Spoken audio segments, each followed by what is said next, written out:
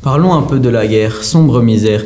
Et comme si le réchauffement climatique n'était pas assez lourd, la terre étouffe et l'avenir devient sourd. Sommes-nous si proches de la fin de notre ère? Dans les gravats, des silhouettes de soldats, fantômes pris au piège, des flammes et des fracas, plein d'explosions, tout le temps sous tension, avec le bruit des avions. Sous les tombes, tout est sombre, avec des tombes comme dans les catacombes, soldats au garde à vous, sans la mort arriver comme le vent du nord, mais je ne la vois pas encore. Dans l'ombre, une tombe, dans ma main, une montre, 11h11, le temps d'un dernier chagrin. Mais lorsque le soleil se lève à l'est, lorsque les oiseaux se réveillent d'un long sommeil, alors je me dis que tout est possible, je me dis que l'espoir fait vivre.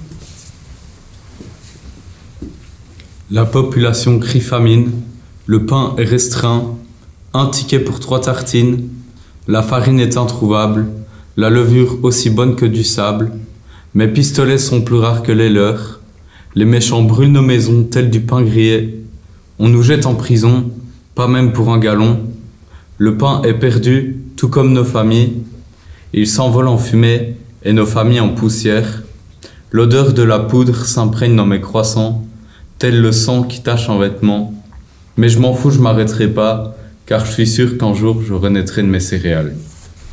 Enfermés dans les ténèbres, dans l'ombre des prisons, nous ne mangeons pas beaucoup, nous prenons des coups. Depuis le début, j'ai rien bu, rien vu, que des âmes abattues. La guerre me met par terre, je suis vide de tout espoir. J'ai peur de cet avenir incertain et de cet avenir sans fin. En attendant, je parle souris, comme Cendrillon, attendant son prince charmant, en vain.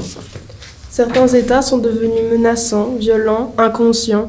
Et pendant tout ce temps, certains copains essayent de faire ce que font les grands, en foutant la misère et en faisant pleurer leur mère. Maman n'a pas beaucoup à manger et la faim me tenaille à chaque instant. Je rêve de croissants et de tartes aux cerises, mais le boulanger n'a plus que ses larmes à pétrir.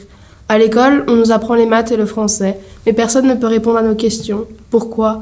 Quand? Emmitouflé dans les bras de maman. J'aimerais tant hiberner pour oublier.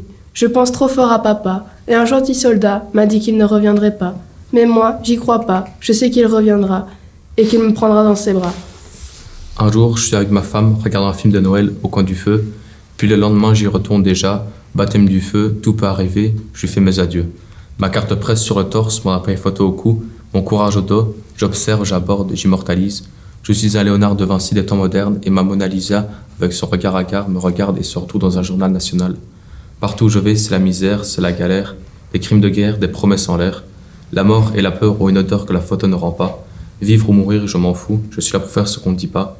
Capter des regards où l'énergie du désespoir me fera raconter des histoires.